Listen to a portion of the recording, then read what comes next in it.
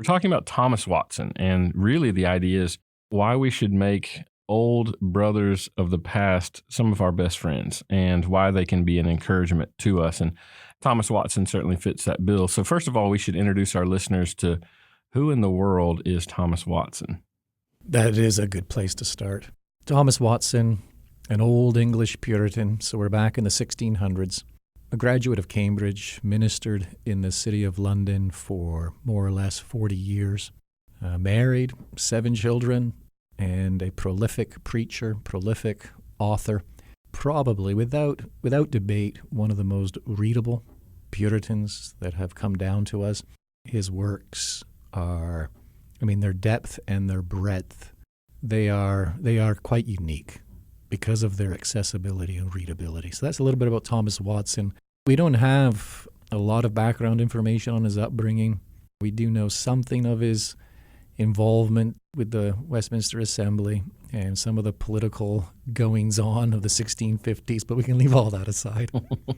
Now, we're talking about many years of church history and lots of faithful brothers and sisters who have built sturdy shoulders for us to stand upon, and Thomas Watson is one of those guys. But what stands out? What makes him significant that we would consider his life, his ministry, his work? Again, I think you're getting everything in one. And so you can read certain Puritans and they excelled in particular areas. What is, I wouldn't say unique to Watson, but certainly true of him is the fact that you're getting everything. Again, breadth and depth. And so you think of a consummate theologian. He has a book called A Body of Practical Divinity, which is a series of sermons he preached on the Westminster Shorter Catechism. And it is excellent, is the word, in terms of his articulation of key concepts, doctrines, truths as related to the Christian faith. You go from that to his emphasis on the gospel, who Christ is, what Christ has done, how that relates to us, the remission of our sin, the regeneration of our nature, and the adoption of our person. Those 3 motifs just figure prominently everywhere in his works.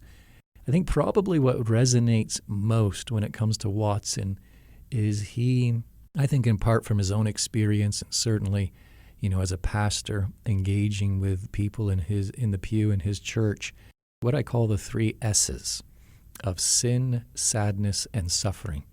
They're everywhere. Those were the realities he was facing, the realities his people were struggling with. And so he is always, it seems to be always touching on one of those: sin, sadness, and suffering, and bringing Scripture to bear upon those 3 as he seeks to shepherd his people homeward, so to speak, and keep them on the straight and narrow. And so there's a practicality about his writings. There's a beauty and eloquence, a cadence to his writing quite unique to that time period. And again, I use the words readability, accessibility, even for us as modern readers. Sure, there are going to be 1 or 2 things, historical, cultural nuances, let's say, that we might not quite get. But for the most part, he is an enjoyable read, profitable. Wherever you open Watson, there's great profit for the soul.